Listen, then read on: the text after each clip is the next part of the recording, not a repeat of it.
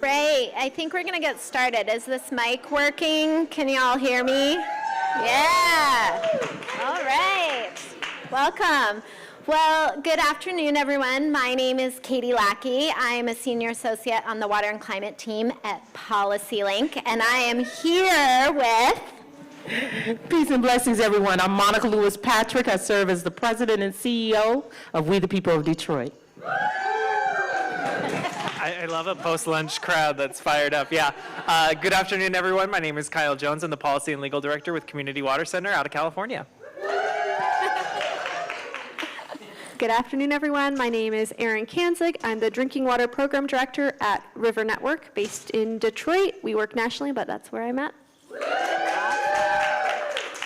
All right, so this is the session on community-centered policy advocacy. Hopefully you meant to come to this session, but if you didn't, stay, because you're going to learn something, you're going to teach us something, and we're going to have a good time. So this session is intending to build off of yesterday's session on WASH policy advocacy and the law. Did anyone in this room attend that session?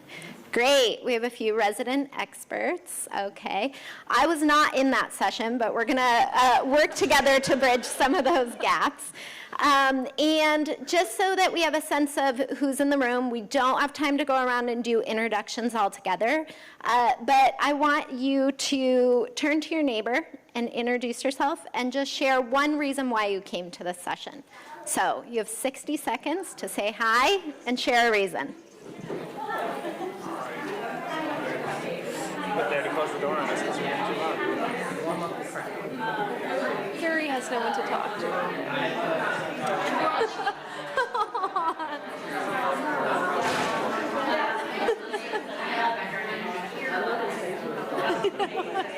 He's like, I want to be part of it.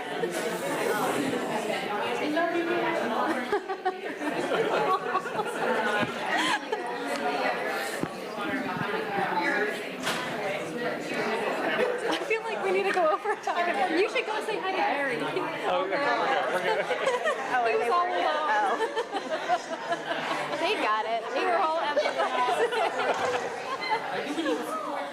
Also, Katie, I'm just recognizing how your shirt kind of matches the wall behind you. Should I shimmy up? Camouflage.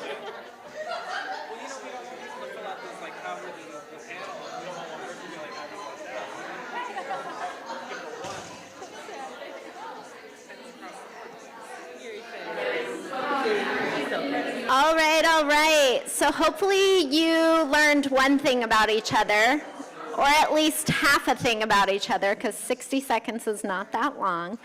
But I'm here today in this session because of something one of the keynote panelists yesterday actually said, which is that policy needs to be connected to the ground. And we've been talking a lot in this conference so far about the what and the end goals that we want to see, but today we're going to talk a little bit more about the how. And so our objectives for today, maybe you were attracted by the catchy title of this session, but we're going to spend a little time talking about what do we actually mean by community-centered policy advocacy. And we look at policy advocacy as both the development and shaping of policies and the implementation, so looking through the whole process. You're also going to hear from these three lovely panelists up here on what it looks like to build policies from and with the front lines. And then we're also going to put you to work in a little interactive WASH game. If you're like me and you're like an introvert, when someone says, you know, there's going to be an interactive piece, you want to run to the door. But don't, because it's going to be fun, it's going to be low-key, and it works for introverts too. So please stay in the room. All right, so we are all here today in our individual org capacities, but we're also here because we are part of a national network called the Water Equity and Climate Resilience Caucus. If we have some other network leaders in the room too, but if you're not familiar with this network, it's a network of water and climate justice leaders from over 70 organizations across the United States. And we have the largest representation right now in the West, the Great Lakes, and the southern states. And one thing we're working to do is really to ensure that federal policies better serve communities on the ground. And as Daryl mentioned yesterday, that means that federal policies have to be informed and shaped by communities, and then also working with communities to implement them on the ground.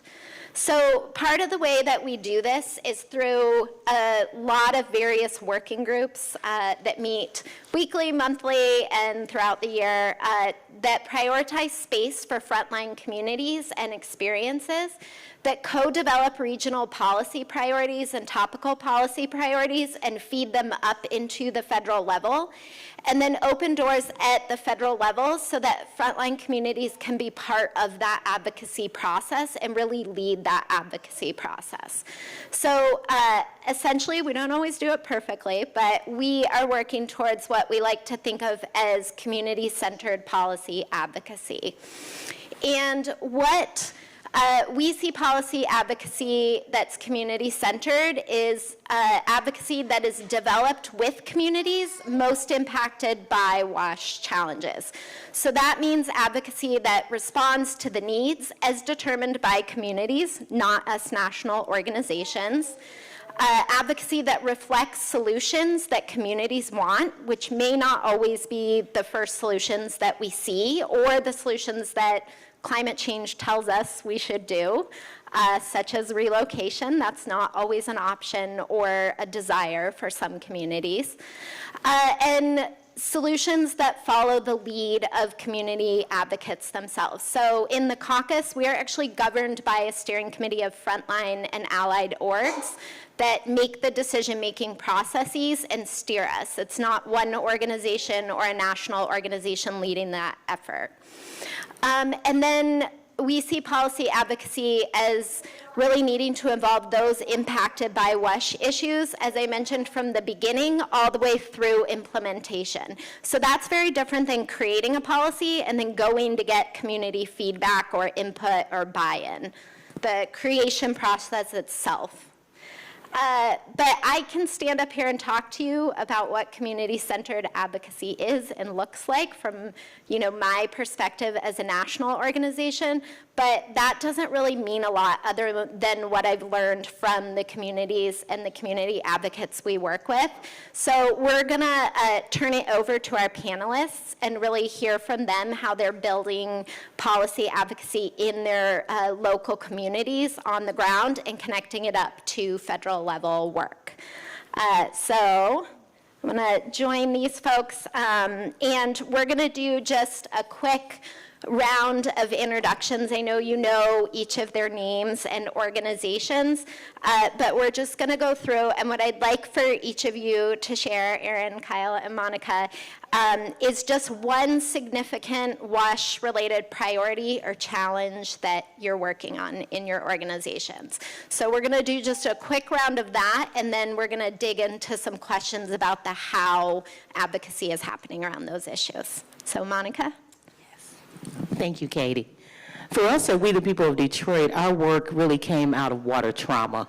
It was witnessing from the year of 2009 up until 2014, over 141,000 households were shut off from water with no remedy.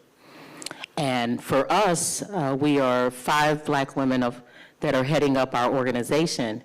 Immediately, one of the things that really traumatized us is that in the state of Michigan, if you don't have running water for 72 hours, you can lose your children. Well, the only place that we were seeing them use and weaponize that law was in Detroit. And what we know is that when Black people lose their children, we never get them out of the system. They're worth more to the system, with the system, than they are in our households. And so water affordability really became a prevalent issue for us. But I would be remiss if I did not mention that before We the People of Detroit was actually established in the late 1990s, there were several groups of women of color, indigenous women, working in Detroit to create the first national policy. So it's the first policy in the nation for water affordability. Well, Cecily McClellan, who Cecily is one of our co-founders. We call her the GOAT, and we the people of Detroit, because she actually operationalized the first water affordability program in the nation. And so out of that struggle, one of the things we had to really get our minds wrapped around is that nobody was coming to save poor people, and especially poor Black people. And so in recognizing that, one of our elders told us that we better deputize ourselves, that they would let us die in our condition, but we had the ability and the power to be able to change those conditions. And so till this very day, we not only fight for the people of the city of Detroit, but we fight locally, state, nationally, and internationally, because we recognize that our humanity is connected to one another. For Community Water Center, in addition to being privileged enough to get to work with Ms. Monica on making water affordable, we really focus on solutions for rural Californians. And a lot of those are communities that have either really small, poorly run water systems, or they're communities on domestic wells who aren't getting the resources they need to thrive, and in dealing with how those communities are interacting with the droughts and floods that we're experiencing as a result of climate change. So just to quickly share a story about what that looks like on the ground, one of our residents that we work with a lot is Ms. Simona Magana. She lives outside the town of Seville, California. It's a small, unincorporated community in northern Tulare County. And in the, I guess, 2 droughts ago, it depends on how you count the last drought, but I believe around 2012, her well went dry. And this was right after her husband had just had open heart surgery. And in order to get access to water, they would get up every morning with his pickup truck, and they had buckets and bowls and whatever they can, and they would drive around to their neighbors' houses and fill whatever they could with water so they could shower, flush the toilet, drink, and cook. And so we're trying to make sure that we can help improve water access, sanitation access for these communities who have been left behind or weren't part of the, that how things got developed in the first place, and make sure that they get access to the human right to water. River Network is a national nonprofit, and our aim is to strengthen organizations and leaders to improve and protect their waterways, create climate resilient communities, and ensure equitable access to safe and affordable drinking water. Those are sort of our 3 main pillars. So I work on our drinking water issues, and one of our primary focuses around WASH issues currently is ensuring that all this federal funding that is flowing to communities is getting distributed equitably. And we do that in a lot of different ways, but a lot of it is through peer learning, developing trainings and materials so that folks can understand these sometimes really abstract and complicated federal programs, and build up their advocacy capacity at all levels to make sure that those funds are going where they need to go. Thank you. And so from water for affordability in urban Detroit to water access issues in rural California, part of why we want to do this through line with Erin's experience and work as an allied and national network is really because a lot of us here at this conference and in this room are with larger organizations that don't just work in one locality. So I think a big question for us in the WASH sector is how do we really show up as allies, and what does that mean to be an ally in a community-centered approach to policy advocacy. So I think, I'm seeing nodding heads every time I say the word community-centered approach, and I think most people at this conference would agree that that's really important and it leads to better results. But how does that happen? I want us to take a step back on this panel and just think in terms of developing policies that close WASH goals. Where do we start? In your experience, what's most important in grounding a community-centered approach? And we can go down the line, or you guys can just jump in, however you want to do it. Yeah, all right. I know for us, first of all, we had to put a face on the persons that were being harmed, because there's a lot of shame around being poor and around not being able to meet just your basic needs. And so I know a lot of people talked about how important storytelling is. Well, storytelling is important, but if you're threatened with losing your children, if anybody finds out that you don't have water, then we had to be really creative. And so some of the things we did is that if you had a friend or a neighbor or a family member that had water, then we would have them tell your story. If we went on a block, and of course the news media, they love media porn. So they want to see somebody with dirty clothes and dirty dishes, not understanding that it was perpetuating the welfare queen narrative.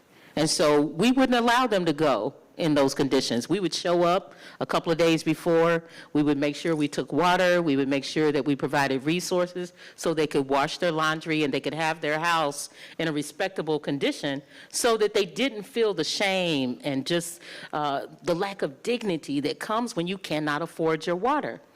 The other thing that we had to do is be really creative around messaging. Some people feel as though water should be free. Well, when you coming from a low-income community and you say free water, then immediately it gets racialized as, here they go, wanting something for nothing. And so as our young people were excited about making T-shirts and spray painting billboards with free to water, that became a very difficult legislative challenge for us to navigate. So we had to spend some time with utility operators, not in our own community, because mind you, our water director was excited about cutting water off. He was like, this is how you make them pay. You know, get tough on them, cut the water off, they'll pay. So he wasn't an ally. It was other persons, it was persons from Camden, New Jersey, and other parts of the country that were able to come into rooms with us and other community members and say, no, they don't have this as their only option. There are other tools that they can use. And so by being able to get the information from utility operators that this was not the only method that could be used to get the validation that there were other communities doing it the right way, all of those tools became instruments that we used not only to attack the problem in our community, but we shared it with other communities because we became the canary in the mine. Like Detroit became the poster child for what was wrong with water insecurity.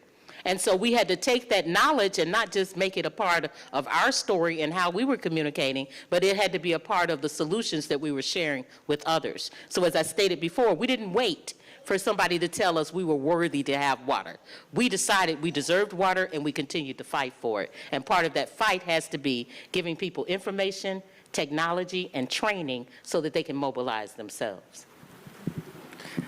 For us, I think we started, door knocking in areas that were dealing with contamination. And a lot of the families that we would talk to, they knew they had family members who were sick, kids that were sick, and we would just ask them, well, what's in your water?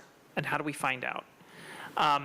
And that kind of helped us organize groups of impacted residents who then were able to know that there was something wrong, could learn about what was wrong, and then we could help organize them around what to do about the situation.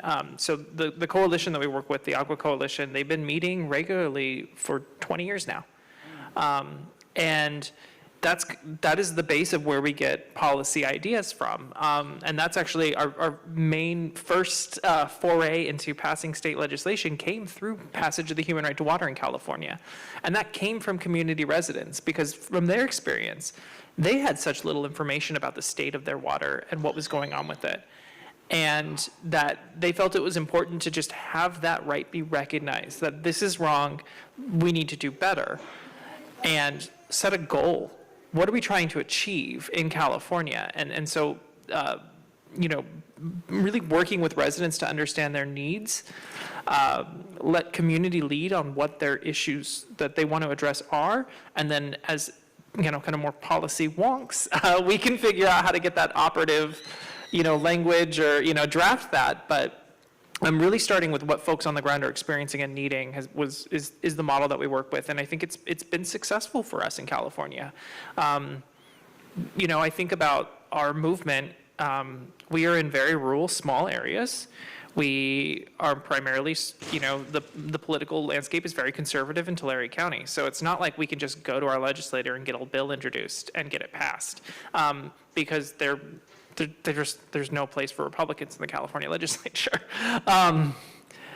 But we are able to harness, I think, the power of, our political power is tied to the morality, that what is happening on the ground is wrong and that there are residents who need help and this is what they're asking for. And I think that's what's helped us be successful, is being really grounded in community-centered policy.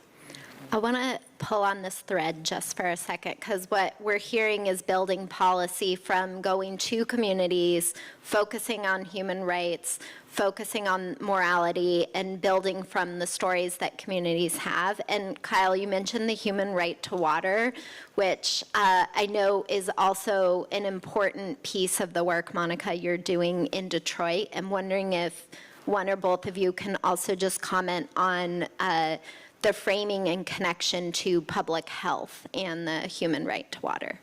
And then we'll go to Erin. So you're saying like connecting it to human health? Yeah, public health. Yeah. How is that been an important thread? Yeah, absolutely. I think without the human right to water, or without fulfilling it, right? Because we have it doesn't mean it's fulfilled. But the conditions that we're experiencing on the ground with contaminated water it's a public health disaster. And you know, kind of some of the ways you talk about this when you're policy people is you think about like what are the economic costs, and by not addressing these public health needs, we've kind of shifted it onto people. We have residents who are getting sick. They're getting cancer. They are dying young because they don't have access to a basic human right in a way that is accessible to them. That they cannot have safe drinking water. And so, if they've been drinking nitrate contaminated water for years, or if they're exposed to 1,2,3 TCP, hexavalent chromium, now we got PFAS, arsenic. It's it adds up, and it takes a toll on people. And we're also not, that doesn't even just factor in the emotional aspect of it.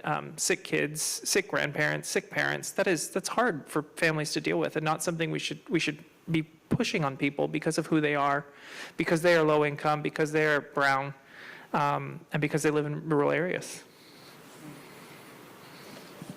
Yeah, and the only thing I'll add, thank you, Kyle, is that one of the things we have to remind people, the reason that the federal government invested in water infrastructure over 50 years ago was because we were having a public health crisis across the nation.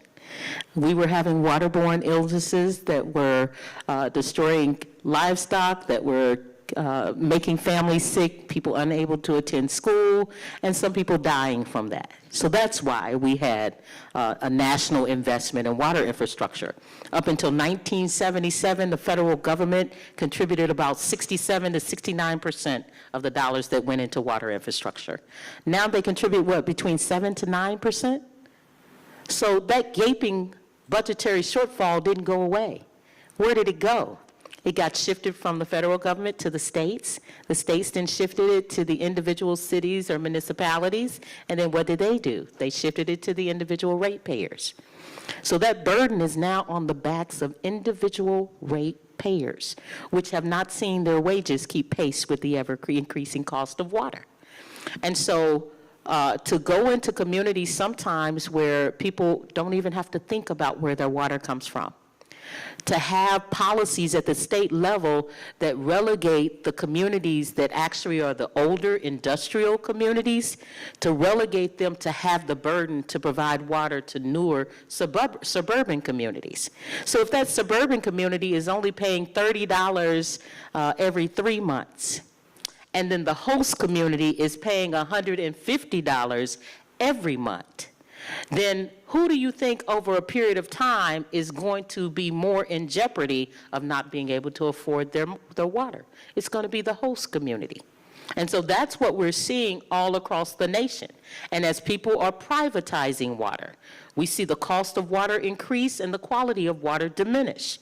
As we see companies like Nestle in the state of Michigan, they are able to pay a $200 permit fee and to extract thousands of gallons of water per minute out of the water of the Great Lakes. But at the same time, in that same state, you have many communities who pay upwards of $200 a month for water they're afraid to consume. But if you don't keep your water on, you are also in jeopardy of losing your children. So public health, what we know, at least in Detroit, in 1 year, we saw them take data, 37,000 cases from the emergency room at Henry Ford Health Systems. They laid that data over water shutoff data that we, the people of Detroit, had FOIA'd over a couple of years.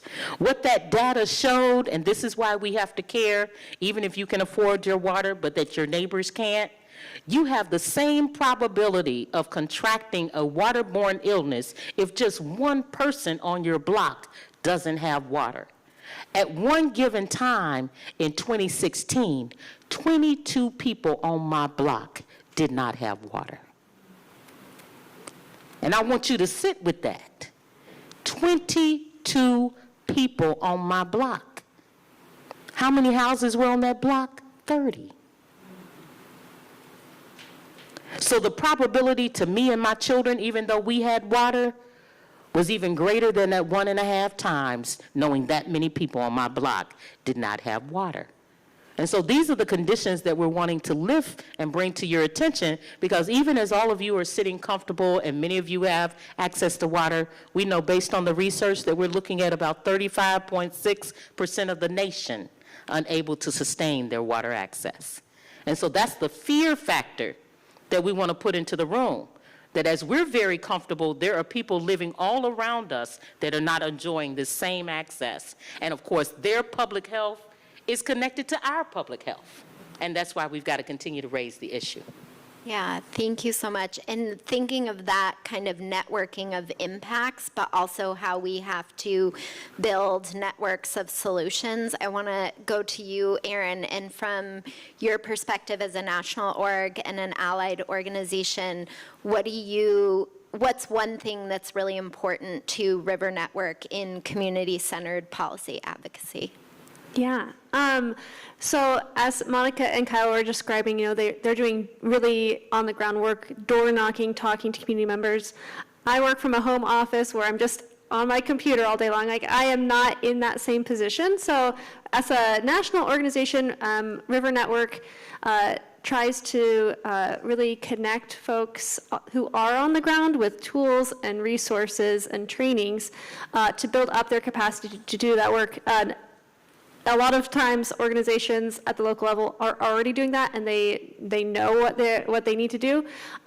We're there if they need a little help. So one example I'll give is a few years ago, we created a community-led research guide. It's like a very nice, simple little guide that kind of describes what the steps are for conducting community-led research. So an example I'll give is in Houston, West Street Recovery was formed in response to flooding issues after Hurricane Harvey. They were already mobilizing on the ground, engaging community members to try to solve issues they were facing in real time. With support from River Network, we provided training with them to sort of implement the community-led research guide, and they developed a survey and did community mapping with members to talk about, one, where is the flooding happening, who is getting most impacted, and then also doing qualitative data collection on the impact psychologically. I know that that's come up in a lot of conversations the past 2 days, like the compounding effects of these types of situations, how are community members affected in terms of their health, et cetera. And so they use that data to then go to their city council and county commissioners and say, look, this is the research that we have done. We've talked about how, unfortunately, for better or for worse, data, when you present information in data form versus just narrative, people in power will listen. So they have been using that community-generated data to make their case. And the city of Houston has, in fact, increased their funding over time to address these chronic issues. It's by no means a final solution, but that's just one example. So we have continued to sort of build out those resources as a national organization, and then providing opportunities for smaller orgs to either get training for free, or when we are able to, also, I should also note, like, providing financial support to take the time to learn and implement those kinds of projects. I think that's a really great example, and I want to stay on policy implementation just as we maybe close out this section before we head into our activity, because I know you all have been engaged in your organizations both in helping to shape federal policy, but also helping to ensure federal policy implementation, and that process is equitable on the ground. So maybe could you each just share one example or one success of where you're seeing community-centered policy implementation? What does that look like? Yeah, I'll maybe start with, or just focus on the story of Ana Maria and Silverio Perez. So they live in Monterey County, California, on a domestic well. One of the projects we're working on, so we're organizing, we've been organizing there for about 2 years now. And at first they didn't want to talk to us. They were very hesitant, just didn't want anything to do with it. But through working with them, through getting their well tested, developing a relationship with them, they've actually become leaders in their community. And they'll host platicas where we talk about the work we're doing on the ground, and they'll have like 75 people of this community come and sit and talk about the work we're doing. And this is all done under the SAFER program that we've created in California, because one of the gaps that communities identified was that, in order to get an SRF grant, you need to have a preliminarily designed project. And when you have communities who just know there's problems, we need to build up their capacity to get there. So we got funding for that in California, worked with these local leaders, and then they were able to help us build trust with the community to get to a point where we now have a feasibility study done for that project and something that can be funded. And they are growing as advocates now too. They came with us when we came to DC last year, and they were meeting with their staff, with congressional staff, and asking for more resources and affordable water. Silverio is now on the advisory group for the Safer Advisory Group. And so I think it's just a great way of seeing how investing in community advocates really just can pay results and really create strong role models and leaders in communities who can help drive solutions forward. I'm going to go next so that Monica can close us out. I think that one of the ways that we're Kyle mentioned state revolving fund program. So I think, as a lot of you know, when the big infrastructure bill passed in 2021, we recognized that for a lot of people, like myself included, I was like, what the heck is an SRF? And like all this billions of dollars are going to be coming to states from the EPA, to states and tribes and territories. Like, how are we going to get this money to the communities that haven't ever accessed this program before? And what is the role of advocates in that? And so one of the things that we did that, again, I think from a national perspective, trying to make sure that we are designing materials that are going to be useful and used by the groups that we work with. We created an advisory committee to help us shape an SRF advocacy toolkit, the result of which is like continue reiteration, like we need more graphics, we need visuals, like I see wonderful EPA friends, but like, you can go on the EPA website about the SRFs and it's just very dry material. It's like just the facts without any like background explanation. So trying to like bridge that gap of like, what is this kind of abstract, maybe feeling like far away program and how does it potentially affect my community? So through a lot of different things, we have continued to sort of deploy the basis of that toolkit through trainings. We've taken cohorts of, I see Natalie's here. Natalie can tell you if it was good or not.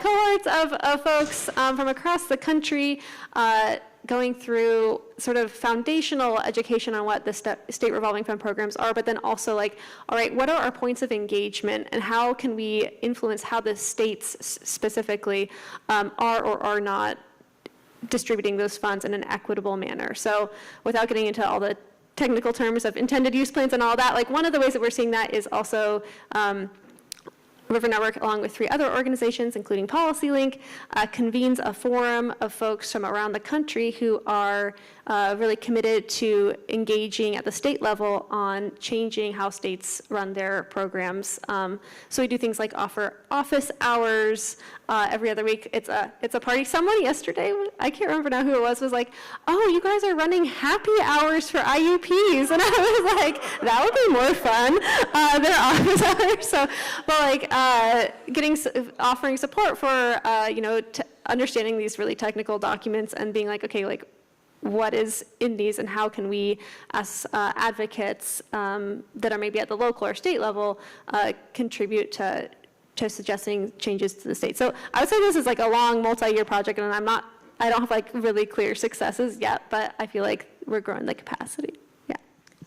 Yeah, growing capacity, providing information, and then working with communities at local and state level to help implement that. And Monica, I know that We the People of Detroit has been doing a lot of state-based policy advocacy as well. Can you maybe just share a quick example of where you're seeing policy implementation through a community-centered approach work? One, I'd just like to thank Erin because of her diligence and all the work at River Network and PolicyLink and all of our partners. For the first time, we were able to weigh in on the state revolving fund. And so we are one of your success stories. And so grateful for Victoria Loon, who's our policy manager, because Victoria has really been leading that effort for We the People of Detroit. So to be the first time that as a community group, we were able to weigh in on a critical process that gets resources back to our community, I would say that's success. In terms of the work that we've done in Michigan, it really fed off the work that we were leading in Detroit. A couple of years ago, Detroit decided to move with something they're calling the Detroit Lifeline. And the Lifeline is an attempt at being able to advance an assistance program, but there were major problems with it. And much of what was created with the Detroit program was what many legislators at the state were looking to as a guidepost for what they were going to do at the state level. The concern we had is that they have many components of that legislation that are problematic.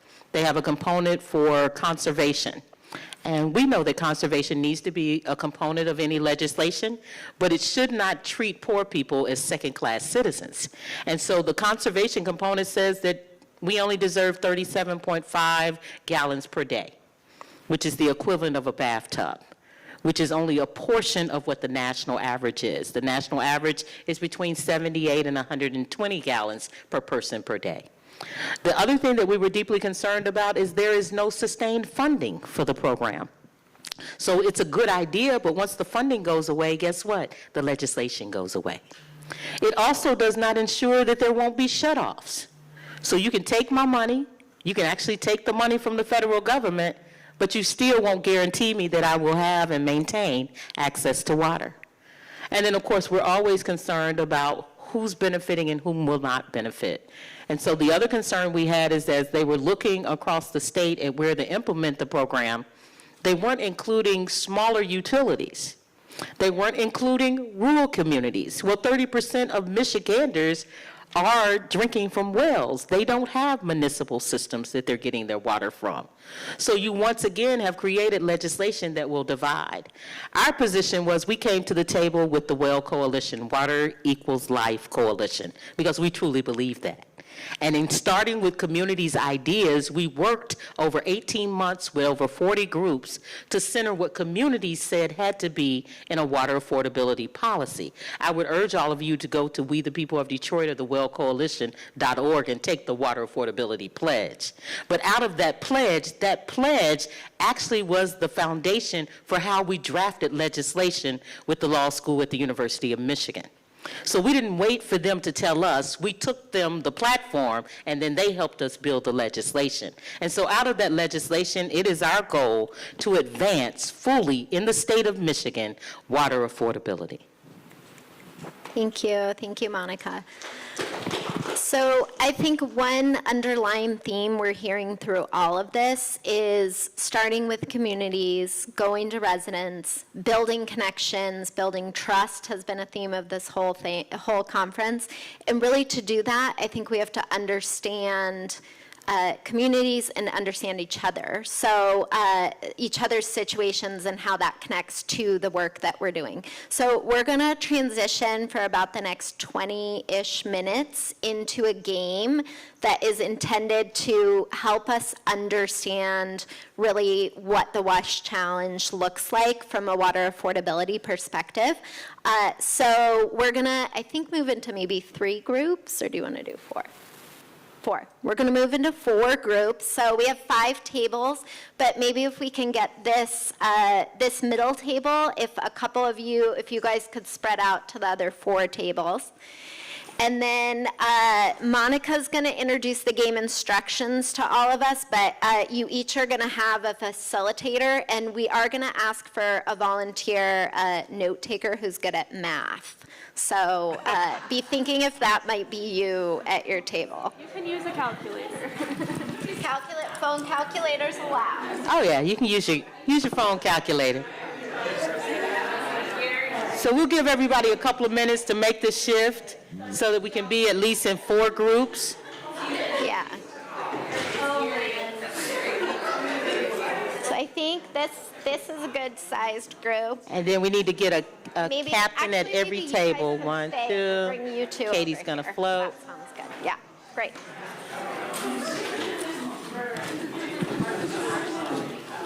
We got 4?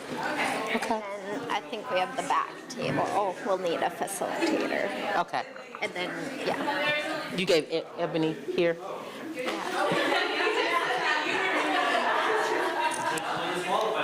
All right, so peace and blessings, everyone.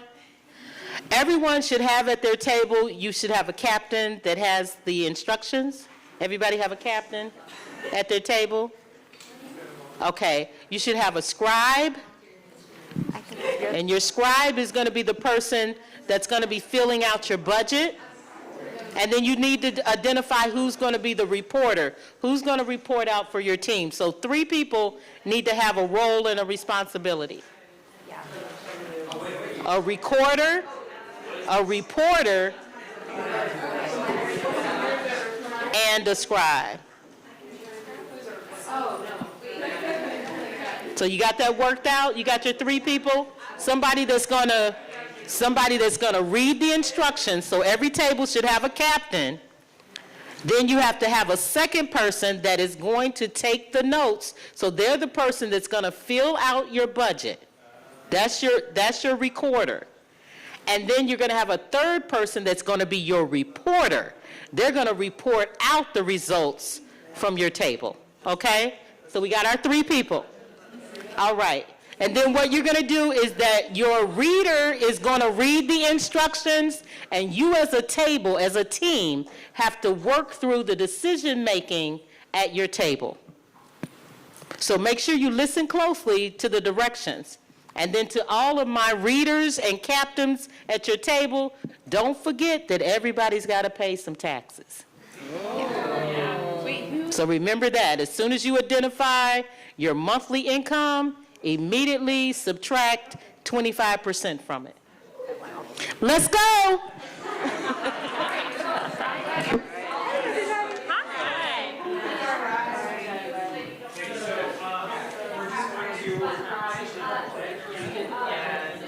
Their experiences and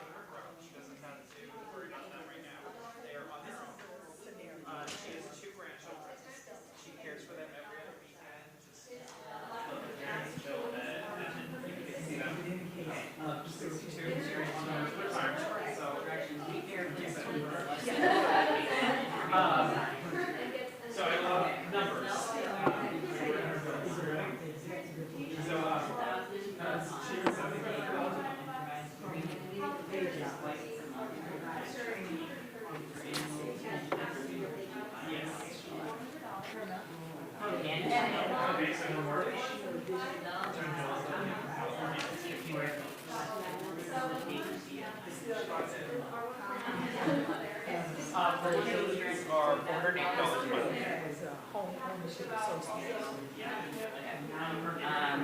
Utilities, including electric and gas, are $425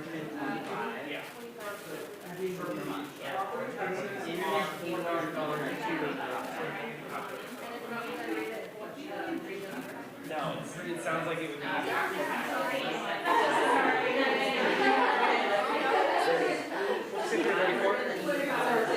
Or property taxes? So you said 4,000? Yeah. So we're starting with property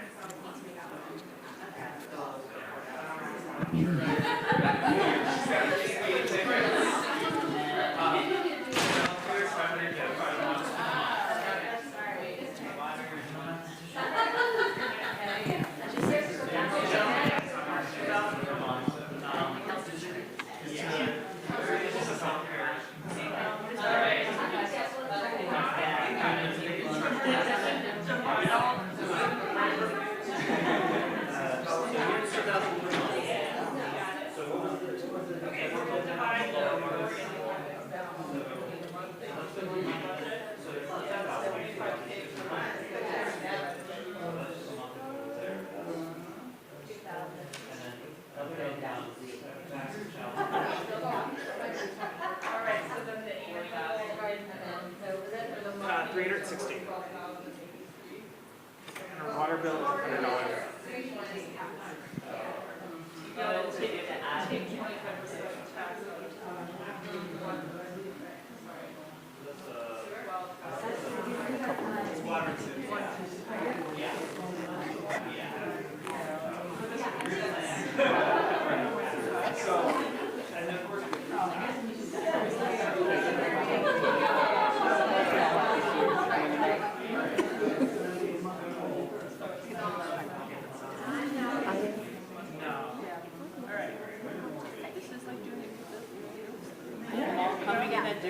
There's like a mental, like, yeah, that's part of the.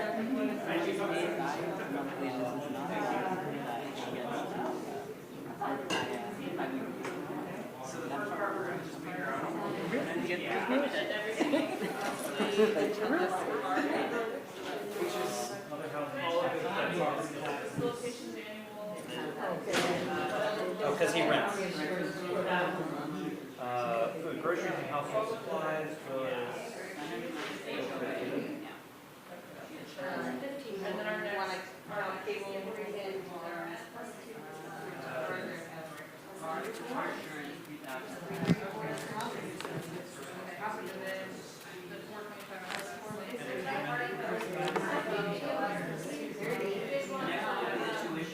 Oh, yeah.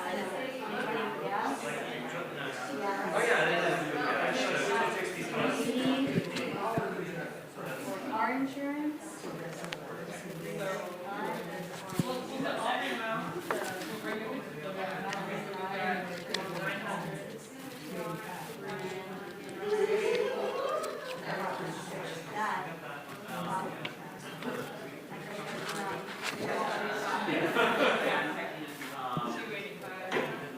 So, income tax is $5,625. Expenses are $4,980. Not yet, okay.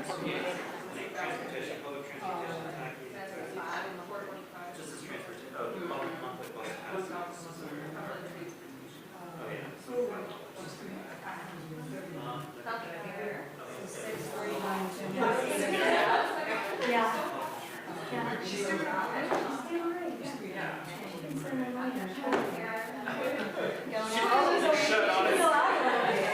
Yeah.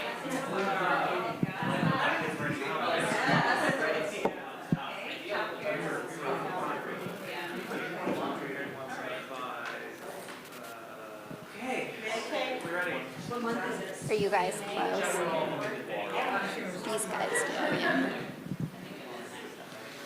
Have you guys had any of that? Yes. Wow.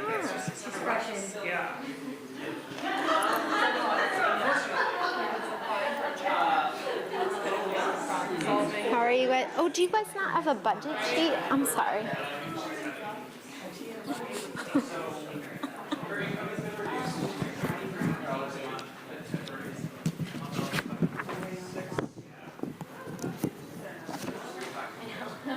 I'm so sorry. I thought I gave you guys a budget sheet. But it also, that works fine. You got it. That works fine. So what does that do? Maybe we'll just Do that. yeah. Just roughly it says 300, then we take away the 25%.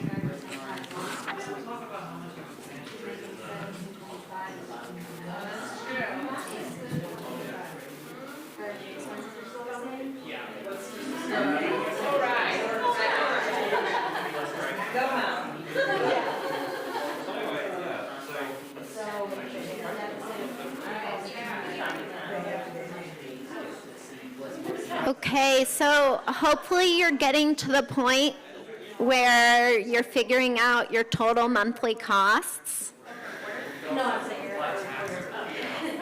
And you might be noticing a mental shift in how difficult it is to budget sometimes, how we have to think about all of these different pieces of what a family, an individual is going through. And if you're a reader, I'm going to ask you to go to your next page, because we all know that life is not static and things happen. So if you haven't thrown a zinger into the mix and you're a reader, now is the time to throw in a zinger, because it's going to change your budget.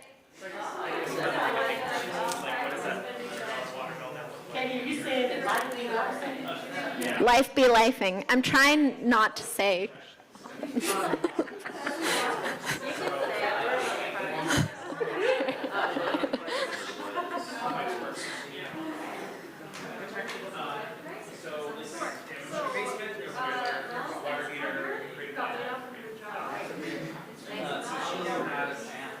Because of that, and she was in the hospital in time to catch it, her water bill.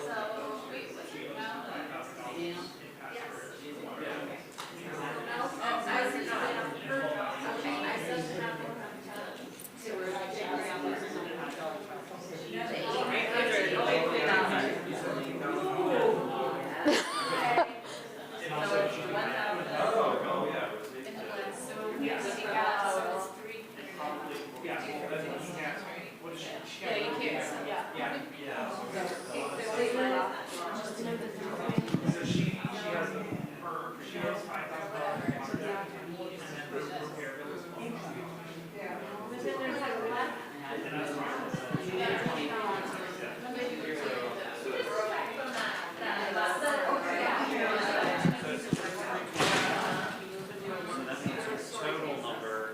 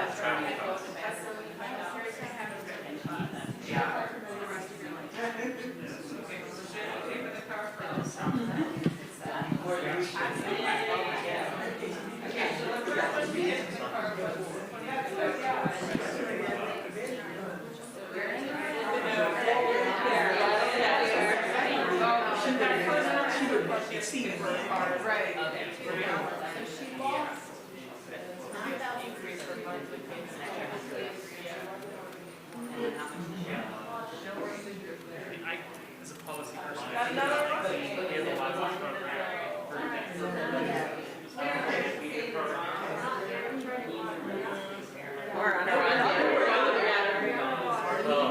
Underwater.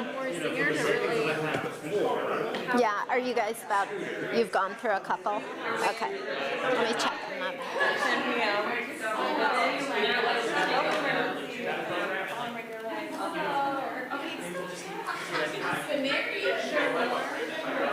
You guys doing okay? Yeah?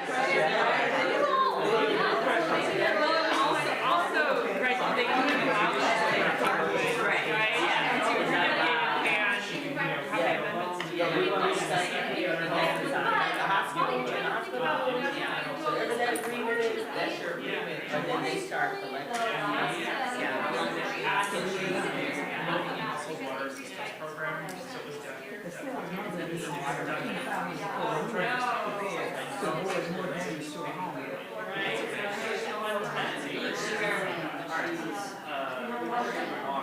Well, that's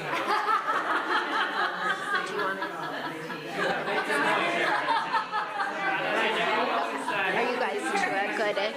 Oh, yeah, we're good. Sometimes we're good. Yeah. To talk. I think so. Yeah, yeah. One is to make everybody really nervous. They're all nervous.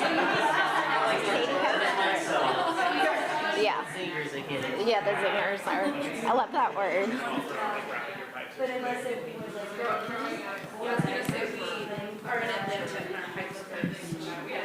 All right, how are folks feeling?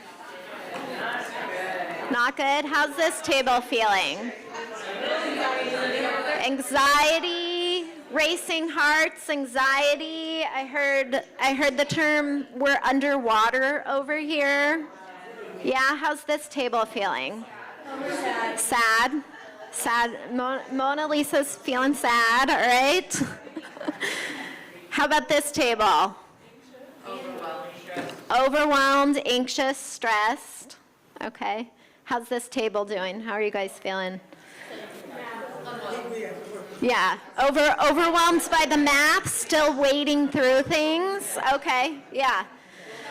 So when you walked into this room and we started talking about WASH goals and policies that, policy implementation and water affordability, were these the things you were feeling as you walked into this room? No. Right. Because we at a conference in national organizations can sit and think about WASH goals, think about the policies and solutions to them, but it's pretty different when you're in the situation feeling them, right? And this is also a game that we gave you guys all a scenario. We all get to leave these scenarios at the end of this session. But what you might not know about these scenarios in this game that we brought into this session is these are all real situations from communities that Monica works with. So I just want to take a moment and kind of ground in that. And we're going to open the rest of the time for discussion among all of you, and also feel free to ask our panelists questions.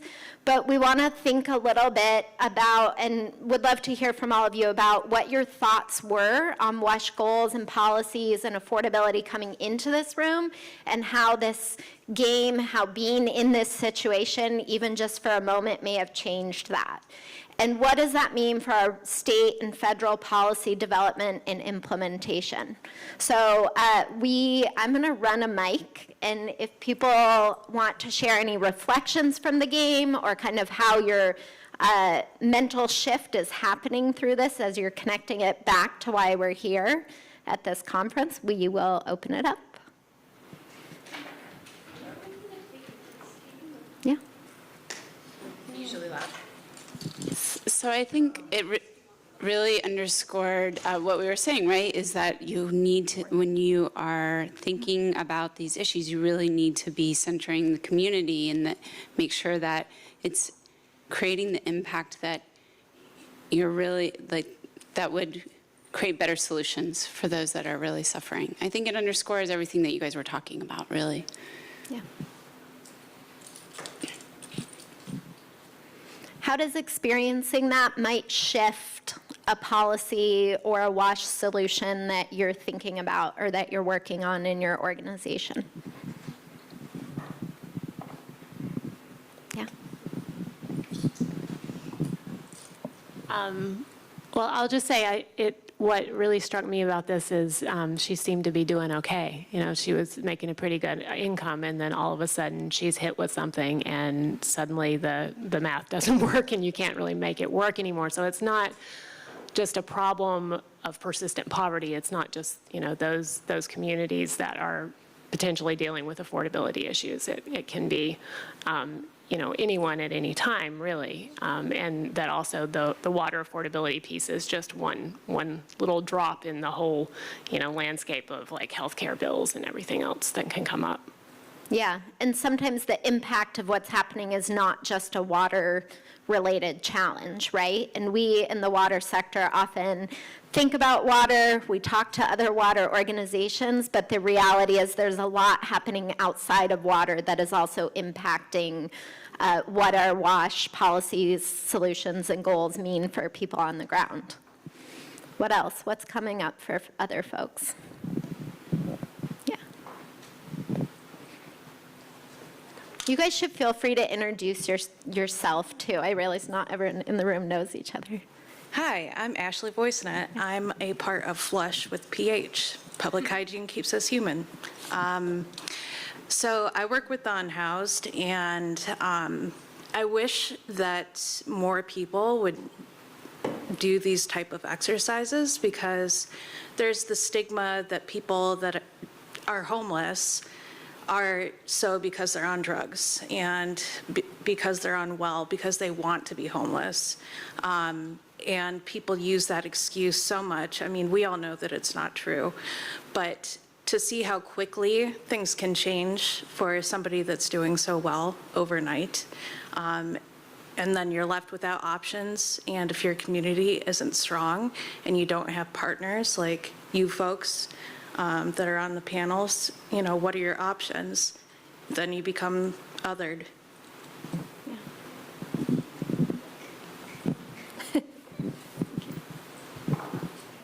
Yeah, we're going to go Katy and then Gary.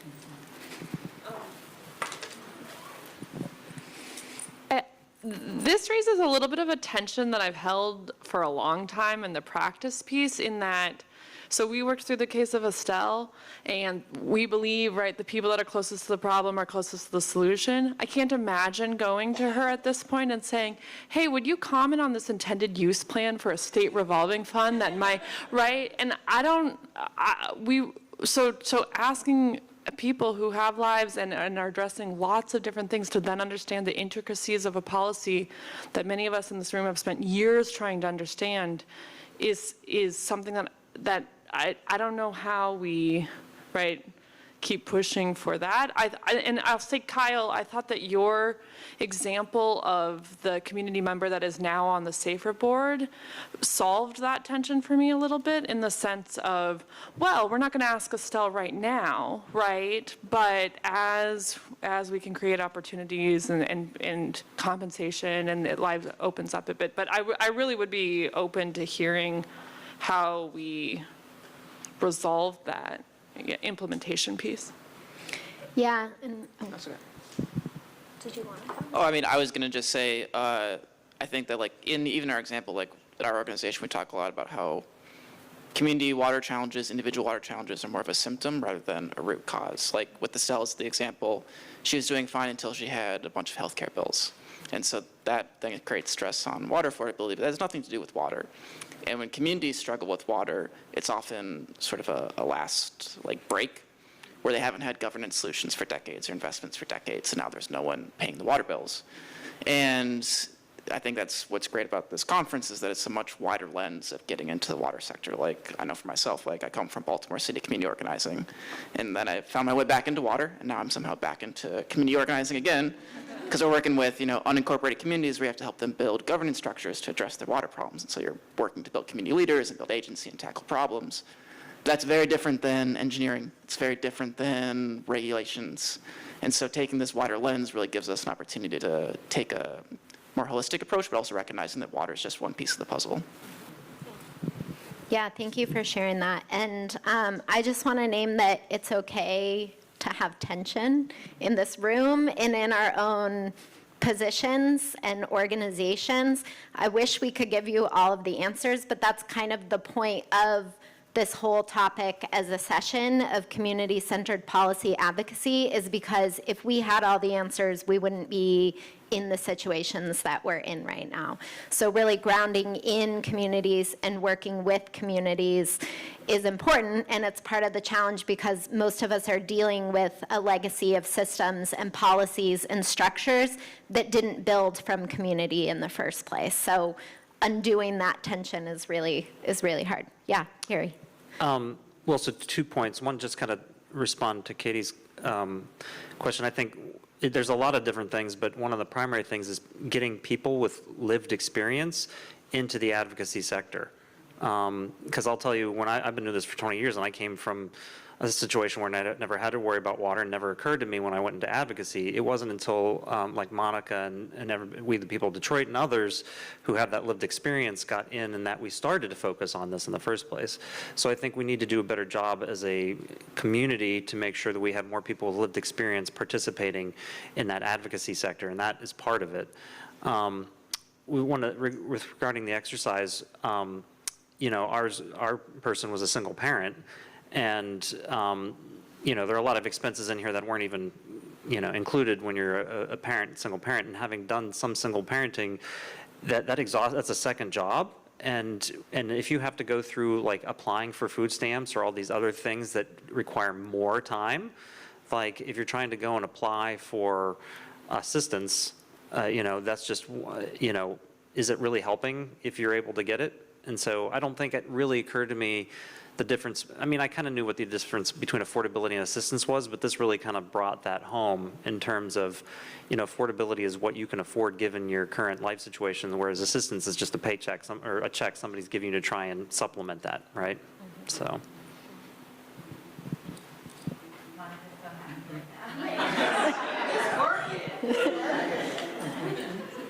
Yeah, Monica, I know that you have played versions of this game with a lot of the communities that you've worked with and groups that you've worked with. Do you want to share some insights or threads you're seeing or not seeing? Are there things we are missing in this room too? Yes, thanks so much, Katy. Every scenario is a real story. Every scenario, every zinger was a real scenario, real situation. And so what I love about this room is that everybody came to at least the realization of what the purpose of the game was. It was to raise your consciousness about life circumstances, as the young people say, and we the people that do it, life be lifing. It's unpredictable. You don't know what may come up. You can be good today and things can fall apart tomorrow. So it's one, to create that consciousness as we're making legislation, as we're talking as advocates, as we're working with community, to bring that sensitivity into the space. Community has genius. So as technicians and lawyers and all of this expertise, there's also community brilliance that is necessary to inform the legislation and the laws and the work that we do. The second thing is there's something that always happens. Was there any table that had any money left over, any dollars in their monthly budget? You had no money? You guys had no money after your zingers? No, nobody had any money, right? Over here, she had a little bit of money left, a little bit. But how hard is it going to be to convince her, not even to come to a meeting, but then to believe that she may need to participate in contributing more money toward her water bill so that her neighbors can keep their water on? Do you think that Estelle would be willing to give maybe $5 per month toward a water affordability plan? You think so, maybe? She shouldn't.